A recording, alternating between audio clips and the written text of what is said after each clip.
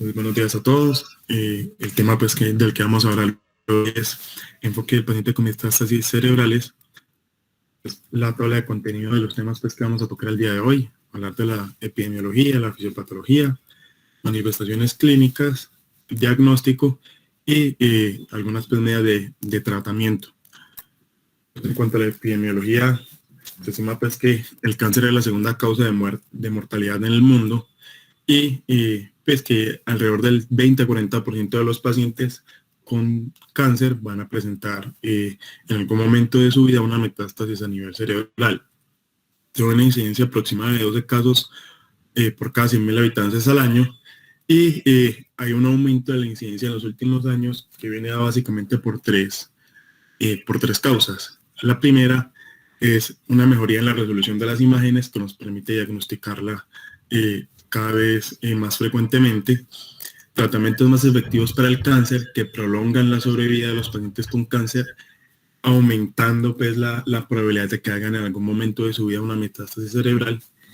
Y la tercera causa es que a pesar de que estos tratamientos efectivos para el cáncer son buenos para el tratamiento sistémico, tienen una penetrancia muy baja a nivel del sistema nervioso central, por lo que las siembras pueden asentarse a este nivel sin que sean tratadas pues, por esta vía. Cuando vemos pues como la distribución de las metástasis cerebrales en los diferentes pues, estudios, la gran mayoría van a tener un componente a nivel dural y leptomedular de tumores que pueden pues, lesiones metastásicas a nivel del sistema nervioso central. Entonces encontramos ovario, vejiga, próstata, esófago, tumores de la gestación y el cáncer testicular. Digamos que teniendo una incidencia mucho más baja y generalmente pues se buscan estos sitios una vez hemos descartado lesiones en los 5 primeros que nombré anteriormente. En cuanto a la fisiopatología, entonces aquí tenemos un ejemplo de lo que es un melanoma, pero en términos generales la vía es común para casi todos. Entonces tenemos pues que las células del órgano in situ donde se desarrolla el cáncer van a tener una irregulación y mutación a nivel genético que produce un fallo en el ciclo celular y que va a crear pues células que se van a reproducir de manera constante y clonal. Estas células van a crear la capacidad de invadir vasos o vasos linfáticos, como lo vemos aquí en el paso 4 y 5, a través de la parte linfática o directamente por angiogénesis van a migrar a circulación sistémica. Una vez están en circulación sistémica, pues van a llegar al corazón, de ahí a los capilares de la circulación pulmonar. En los capilares de la circulación pulmonar van a tener dos vías. La es crear una siembra pulmonar y de ahí migrar a diferentes órganos, entre esos el sistema nervioso central, o directamente no crear una siembra en los capilares pulmonares, sino viajar directamente de la circulación pulmonar a la circulación sistémica y crear siembras pues a nivel cerebral, ¿no? En cuanto a las manifestaciones clínicas, entonces en estudios de autopsia se ha visto que hasta 2/3 de los pacientes con cáncer van a presentar pues metástasis cerebrales y hasta un 45% de los pacientes con cáncer no diagnosticados van a debutar con algún grado de síntoma neurológico. De esos síntomas neurológicos, el que más se ha visto van a ser el déficit focal, que va a ir desde un 64% de los pacientes que no se han diagnosticado con un tumor primario hasta casi el 50% de los pacientes que se han identificado con tumor primario. Y de estos déficits focales se ha visto que un 20% son hemiparesias, un 12% son trastornos del habla, algún tipo de afasia, y hasta un 23% van a tener síntomas cerebelosos. El segundo síntoma en frecuencia en estos pacientes van a ser las convulsiones, seguido pues por síntomas de hipertensión endocraneal, y luego síntomas inespecíficos, entre esos pues el dolor de cabeza, que puede ser uno pues con banderas rojas, un pequeño porcentaje, sobre todo pues en los pacientes que tienen un tumor identificado, van a presentarse sin síntomas.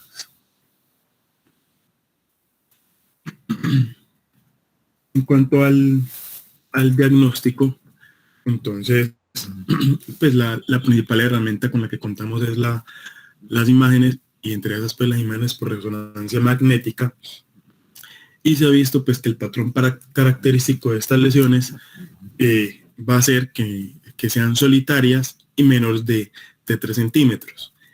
Van a estar sobre todo asentadas en la unión córtico-subcortical. En el T1 van a ser lesiones hipointensas, en el T2 van a ser hiperintensas, y siempre va a llamar la atención que van a tener un edema desproporcionado al tamaño de la lesión, y digamos que ese es uno de los signos diferenciales con los gliomas que vimos pues la semana pasada. Otro signo pues de la imagen que nos va a servir para diferenciarlo con los gliomas es que las metástasis van a ser lesiones muy bien limitadas, muy bien circunscritas, en tanto que los gliomas van a tener una menor delimitación por su capacidad pues, de infiltrar el tejido. Y en cuanto a la espectroscopia, entonces vamos a ver que en los gliomas van a tener una tasa de colina y N-acetil-aspartato mayor a 1.11.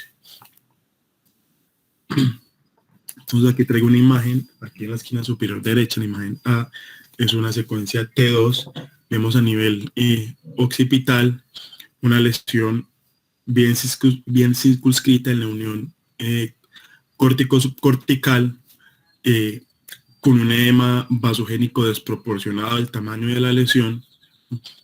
Aquí en la imagen central vemos una secuencia FLAIR de la misma imagen, ¿cierto? Vamos a ver qué es pues, isointensa en el FLAIR, y el mismo pues, edema desproporcionado a la lesión, y en la secuencia pues, T1 contrastado vemos una lesión muy bien circunscrita con un realce en anillo, un edema vasogénico. Se puede delimitar muy bien dónde comienza la lesión y dónde comienza el tejido sano, ¿cierto? Otra secuencia pues que no la traje aquí sería la parte de difusión, donde vamos a ver una ligera restricción a la difusión, y en la perfusión un aumento de la perfusión periférica.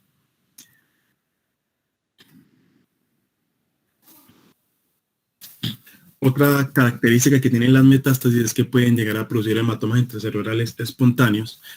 Esta es la lista pues, de frecuencia de tumores que más lo pueden generar. Entonces está mama, pulmón, tiroides, el coriocarcinoma, el tumor de células renales y el melanoma.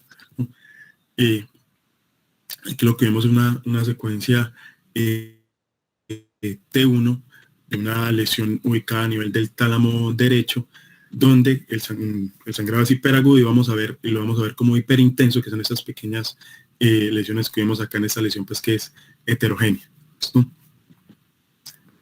Bueno.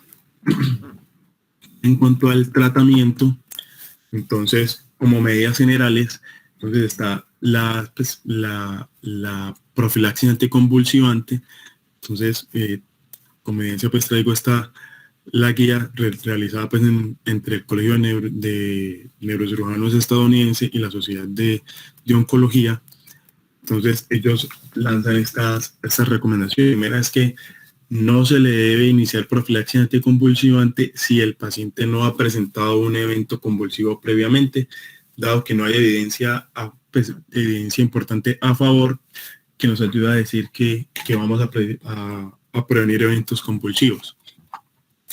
La segunda evidencia, pues, recomendación que dan ellos, es que no se recomienda iniciar profilaxis anticonvulsiva ante los pacientes postcraniectomía, pues para resección de metástasis cerebrales en pacientes que no han convulsionado previamente.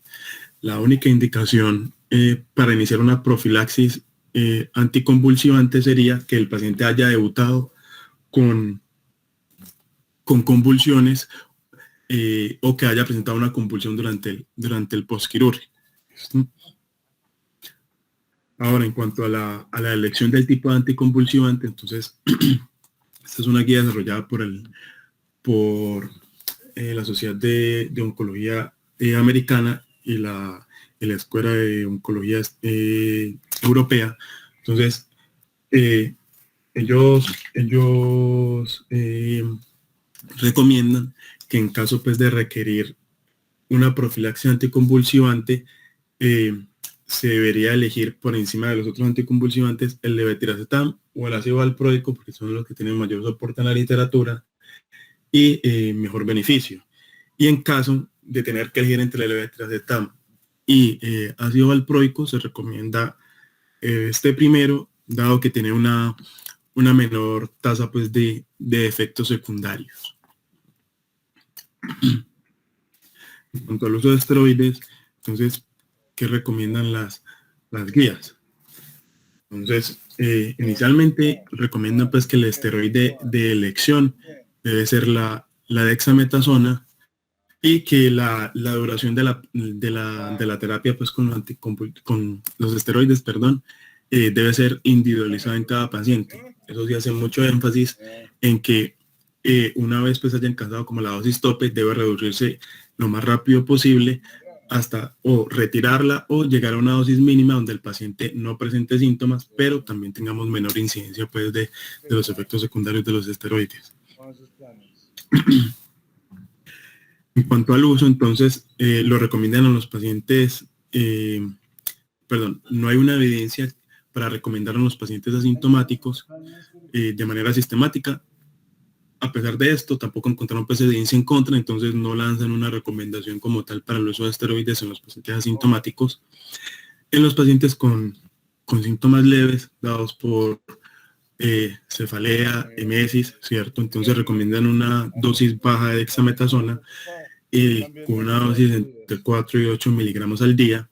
Y ya en los pacientes con síntomas moderados y severos que van desde los déficits focales, afasias y los síntomas pues, de hipertensión endocraniana, entonces recomendar una dosis más alta que va hasta los pues, 16 miligramos de dexametasona en el día, que pueden ser distribuidos pues, de la manera que al tratante mejor le parezca. Ya en cuanto al tratamiento quirúrgico, entonces, digamos que las ventajas de la cirugía son, uno, que nos da una muestra histológica para estudio, ¿cierto? Se ha visto que el comportamiento, tanto molecular como histológico, de las metástasis cerebrales difiere en su comportamiento pues, con las lesiones a nivel sistémica. Lo otro es que se ha visto que prolonga la sobrevida, produce una mejoría funcional y además en lesiones que son de gran tamaño, ayuda pues a una citorreducción para una mejor de las terapias adyuvantes. Entonces, cuanto a los estudios pues que soportan estas recomendaciones, ¿no? Entonces, aquí trajo un estudio realizado en el 2000, publicado en el 2020, ¿cierto? Un estudio retrospectivo que fue que tomaron pacientes desde el 2010 hasta el 2019, un total de 750 pacientes que iban desde los 19 hasta los 87 años, y ellos encontraron que los pacientes que se les hacía resección quirúrgica, pues que tenían, aquí tengo que aclarar, era una metástasis única. Ellos encontraron pues que en esos pacientes que se les hacía una resección de la metástasis incrementaban hasta en un punto en la escala de Karnofsky, y la gran mayoría pues pasó de un Karnofsky 80 a uno de 90, y el mayor beneficio se veía pues en los pacientes que tenían un Karnofsky mayor de 70, en general, también cuando se combinaba pues con otro tipo de terapias como radioterapia o pues como radiocirugía o como radioterapia holocraniana, ¿no? Además pues ellos encontraron que en general hasta 1972 la cirugía producía una morbilidad de hasta casi el 25%, y pues en el 2017 se logró reducir de un 2 al 10%. cuanto a las complicaciones más frecuentes pues, que encontraron fueron la hemorragia, el desarrollo de tromboembolismo pulmonar, la fístula del líquido cefalorraquídeo y el infarto cerebral. Y la mortalidad se logró reducir casi un 10% a la mitad, de un 2 a un 4%. Bueno, en cuanto eso fue en cuanto a metástasis simple, ¿cierto? La duda se empieza a generar ya cuando el paciente presenta más de dos metástasis cerebrales. Entonces, respecto al tratamiento quirúrgico en pacientes con metástasis múltiples, traigo este estudio retrospectivo, ¿cierto? Publicado en el 2018. Entonces, ellos lo que hicieron fue recoger pacientes del 2004 hasta el 2015. Lograron recoger pues, una muestra en realidad relativamente baja de 62 pacientes. Y lo que hicieron fue comparar el manejo quirúrgico de metástasis única versus pacientes con hasta 3 metástasis. Dentro de los criterios de exclusión, entonces estaba, aquí me equivoqué, perdón, es un Karnofsky menor de 60, una expectativa de vida mayor a 3 meses y lesiones que fueran pues accesibles quirúrgicamente. Entonces, ellos lo que encontraron fue que la sobrevida para los pacientes con metástasis múltiples después de que se llevaron a resección fue de 14.6 meses y en los pacientes con metástasis única que se llevaron a resección fue de 14.4 meses. Esa diferencia en realidad no fue significativamente estadística, por lo que encuentran pues que tratar hasta 3 lesiones metastásicas puede ser casi tan beneficioso como si el paciente tuviera una sola metástasis, solamente le operáramos una sola. Y en cuanto a la condición neurológica de los pacientes que se operaron con múltiples metástasis, hago énfasis en que operaron hasta 3, entonces encontraron pues que, al contrario de lo que uno pensaría, intervenir más lesiones no tenía mayor deterioro de la parte neurológica, pues en su muestra. Entonces, hasta un 60% presentó mejoría de su condición neurológica, un 40% no presentó cambios no presentó ningún tipo de déficit neurológico posterior, pero tampoco presentó mejoría, y una pequeña parte, el 3%, empeoró pues su condición de base. Entonces, en base a la evidencia disponible que recomiendan las guías. Entonces, primero, que se debería intervenir a esos pacientes de manera quirúrgica cuando no se tiene un primario conocido para realizar el estudio histológico y poder dirigir así la adyuvante. Segundo, que se debería operar pues, a los pacientes con grandes lesiones que tengan un gran efecto de masa e hipertensión endocraniana. Y ellos no recomiendan operar los pacientes con metástasis múltiples, aunque no definen pues hasta qué número,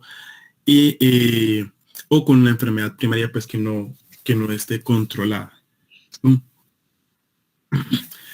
En cuanto hacia la resección, debería hacerse en bloque o por fragmentos. No encontraron pues evidencia ni a favor ni en contra de alguna de las dos modalidades, por lo que no realizan pues ninguna recomendación y lo dejan a criterio pues del médico, del neurocirujano tratante. En cuanto al tratamiento con radioterapia, esto, entonces encontré esta guía realizada por el Congreso de Neurocirujanos, que hacen una revisión sistemática y de ahí lanzan unas recomendaciones pues, para el manejo con radiocirugía estereotáxica. Entonces, ellos al final lanzan 4 recomendaciones. La primera es que la radiocirugía estereotáxica es una alternativa en metástasis solitarias donde su ubicación o tamaño tenga una alta probabilidad de generar un déficit neurológico pues, de nuevo en el paciente, o que se encuentre pues, en un área elocuente. La segunda recomendación es que todo paciente que se le haga una resección de metástasis solitaria debería ser sometido además a radiocirugía estereotáxica para disminuir la tasa pues, de recurrencia local. La cuarta recomendación, entonces, es que los pacientes que tengan de 2 a 4 metástasis y cuyo volumen acumulativo sea menor de 7 centímetros, podrían ser manejados solamente con radiocirugía estereotáxica y con eso se logra un buen control local del tumor. Y en los pacientes que tengan más de 4 lesiones metastáticas y su volumen sea mayor, sea menor a los 7 cc, se puede realizar solamente con radiocirugía estereotáxica con el fin pues, de lograr control tumoral. Además de estas recomendaciones, las guías no recomiendan el uso pues, de radiocirugía estereotáxica si el paciente presenta un Karnofsky menor o igual a 50, dado que no hay beneficio en esos pacientes en cuanto a la mejoría neurológica, ¿cierto? Y en cuanto a la independencia, y tampoco se debería utilizar si el paciente tiene un Karnofsky menor de 70, pero ya no tiene opción pues, de terapia sistémica. ¿Listo? Otro tipo pues, de terapia adyuvante que se puede utilizar, entonces está la terapia de láser termal intersticial. Los pacientes elegibles pues, para este tipo de terapia, entonces están los que tengan comorbilidades que contraindiquen la resección por craniectomía o en quienes tienen lesiones recurrentes y que se han agotado pues, las otras opciones radiooncológicas. Entonces, en cuanto a los criterios pues, para su uso, están las lesiones profundas de difícil acceso quirúrgico. Las lesiones idealmente deberían tener una configuración ovoide o redondeada y que no tengan signos pues, de infiltración cerebral difusa. Idealmente estas lesiones no deberían estar, pues no deben estar rodeadas de grandes vasos o espacios pues, de líquido cefalorraquídeo, pues por razones de seguridad. Como la terapia va a generar calor, si está cerca de un gran vaso, pues tenemos un alto riesgo pues, de ruptura, ¿cierto? Y las lesiones idealmente deberían ser menores de 60 a 70 centímetros cúbicos, dado que si tratamos esas lesiones con el LIT, tenemos un mayor riesgo de generar edema cerebral por esta terapia.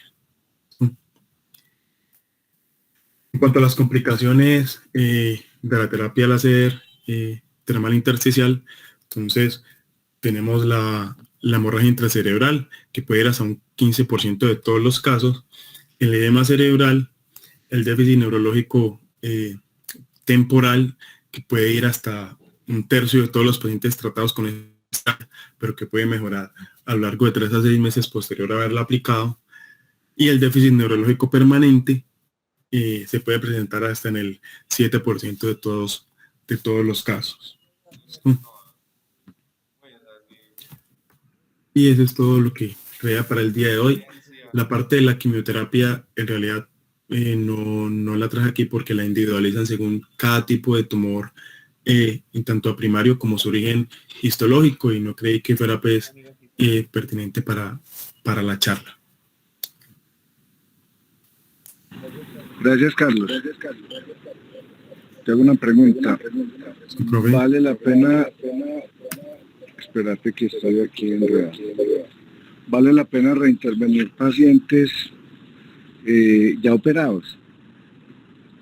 Profe, vi unos estudios que hablaban pues del tratamiento en cuanto a las recurrencias, y decían pues que el mayor beneficio se presentaba era cuando te tenía recurrencias, pues así como rápidas, y se presentaban dentro de los primeros 3 meses después de la primera intervención.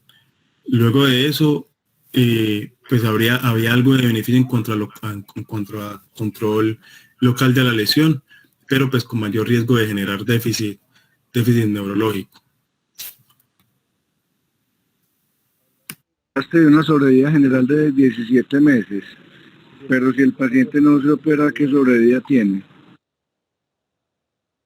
Profesor, era muy variable dependiendo pues del del tipo histológico pues de tumor ovario. Había unas series que hablaban de incluso hasta de 3 meses hasta 12 meses, pues. Pero lo que sí vi es que si se interviene el paciente, pues si cumple con los criterios del Karnofsky y todo, en general también es porque le mejora bastante la calidad de vida, más que prolongar la PDS. Sí, el tiempo que yo manejo es más o menos de 3 meses. Rubén, adelante. Rubén Ramírez. Buenos días, ¿cómo están todos? Buenos días, Rubén. Excelente charla. Me gustó mucho como hiciste como el enfoque desde lo básico hasta lo más un poquito más avanzado. Me llama la atención que de pronto le fueras pues que es que realmente lo que a uno le importa es el pronóstico de esos pacientes, a quienes operamos, a quienes no, quienes se benefician o no. Me gustaría ver de pronto que has escuchado de las escalas de pronóstico, por ejemplo el GPA-DS, el RPA, cuál es la sensibilidad de estas escalas, en qué nos orienta. Pues algunos pacientes duran 8 meses, otros 3 meses, otros 9 meses, otros 18 meses. Y realmente uno qué le puede ofrecer al paciente o más o menos qué luz le da a la familia. Es decir, le vea, la probabilidad de vida es de tanto por ciento en tantos meses. Todo eso depende de las escalas, todo eso depende del aporte histológico, todo eso depende de qué tipo de linaje celular tenga, por ejemplo, un tumor de pulmón, que es el que más nos vemos enfrentados. Eso es algo muy de oncología, pero nosotros tenemos que tener la idea de a quiénes vamos a intervenir y a quiénes no. Pues no podemos servir de que el oncólogo nos determine a quién vamos a operar o no. Hay unas escalas pronósticas para las metástasis cerebrales, que es el tumor que más nos enfrentamos nosotros en el sistema nervioso central, sí o no, el tumor maligno. Entonces, de pronto, sería bueno saber y tener claras estas escalas y qué nos aporta en la decisión médica, en la decisión quirúrgica. De pronto, ¿escuchaste algo de las escalas? Lo otro que me llama la atención es que, pues, yo revisé este tema hace un tiempo, pero no, los esteroides a dosis mayores de 12 miligramos, incluso en déficit neurológicos severos o en hipertensión endocrinal secundaria a metástasis cerebrales, no aporta mucho y más bien empezamos a jugar con los contras de los esteroides. Entonces, hasta donde yo evalué, las dosis mayores de 12 miligramos no es lo ideal utilizarlo en nuestros pacientes, pues no nos va a aportar más en el beneficio. Yo hablaba de una dosis de 16 miligramos, pues no es mucho, pero de pronto, o no sé, de pronto estoy desactualizado, ¿qué decís? Bueno, Rubén, hola, ¿cómo estás? De la primera, pues de las escalas pronósticas, en realidad no lo leí, lo quedé viendo para pues, una charla posterior. La parte de las esteroides, no, en general los estudios que vi y todo, se hablaban de una dosis entre 8 y 12 miligramos, ¿cierto? Pero pues los 16 miligramos que anoté es lo que dice la guía como tal, pero solamente en pacientes pues con un déficit neurológico severo y que pues se encuentren pues con signos de hipertensión endocraniana, pero ellos hacen pues son muy enfáticos en decir, como lo mencioné pues ahí en la charla, que la dosis de esteroides digamos, se debe comenzar a disminuir tan pronto le alivien los síntomas al paciente hasta una dosis pues que implique menor riesgo de efectos secundarios y que le controlen los síntomas. Pero no, sí, tener razón en que la mayoría de los estudios y todo dicen que no más de 12 miligramos. Muchísimas gracias, Carlos. Sí, para un apunte, pues, lo de las escalas, que aunque hay gente que no le gusta de pronto utilizar mucho las escalas, yo pienso que en este caso sí es muy útil para la toma de decisión. Muchísimas gracias. Rubén, ¿dónde encontramos las escalas? Profe, eso, pues, ustedes ponen GPA y las escalas se evalúan de acuerdo a un subconjunto, que eso lo están utilizando como un subconjunto de pacientes los cuales se van a beneficiar o no de acuerdo al pronóstico de vida. Las escalas, este tipo de escalas dependen en su gran mayoría, y es una de las críticas que les hace, es del Karnofsky basal. no antes de la metástasis, sino es el Karnofsky con el cual ingresa a la hospitalización. Esas escalas las encontramos en Google, ponemos ese o escalas pronósticas para la metástasis cerebral. Y todo depende del linaje celular. Depende si es un tumor de células pequeñas a nivel pulmonar, pues, o sea, es muy bueno tenerlas en cuenta para poder decir a este paciente si lo va a operar o no. En Google los encontramos. GPA, RPA, hay múltiples actualizaciones. La última actualización que se le hizo fue en el 2021, que se le puso un DS que es determinado por el tipo de celularidad. Ahí las podemos ver. Doctor Sordo, buenos días. No, a mí me gustó mucho la conferencia, o sea, estamos de acuerdo en muchísimos aspectos. Básicamente el organigrama que tenemos y el aporte desde el punto de vista de radiocirugía es metástasis grandes con edema vasogénico y en un área asequible, es mejor el tratamiento quirúrgico. Pero la radiocirugía en metástasis es un arma fundamental. Específicamente hay pacientes con metástasis 3, 4, 5 metástasis. Se puede tener como opción el tratamiento con radiocirugía. Hay metástasis como la que mostrabas ahí en el tálamo, o hay metástasis en el tallo cerebral, metástasis en donde uno puede incrementar el deterioro neurológico. Realmente no vale la pena jugársela por un tratamiento quirúrgico. Lo que yo vi por fuera es que irradiaban hasta 15, 16 metástasis con radiocirugía, ¿sí? Aquí prefieren hacer radioterapia holocraneal cuando hay números mayores a 4, a 5, esa es la tendencia de los radioterapeutas. Pero lo que uno sí ve es que en los pacientes que alcanzan una sobrevida mayor, esa radioterapia holocraneal pasa a cuenta de cobro en un mediano plazo en deterioros cognitivos bien importantes. Entonces yo creo que la conferencia muy buena, de acuerdo con muchísimas cosas. Yo creo que en el sistema de salud lo que muestran las guías es, si uno opta por la cirugía, hay que ir por la cirugía completa para porque hay escuelas que hacen cirugía y luego radiocirugía a la metástasis. Me parece exagerado. Inclusive hay escuelas que hacen primero radiocirugía y luego tratamiento quirúrgico. Yo pienso que una metástasis en región frontal es abordable y hay que ir a resecarla 100%. Muchas gracias. Profesora, solo para aclarar algo de las pronósticas, que yo creo que se las compartí en el chat donde está el aplicativo original del GPA, que es como ampliamente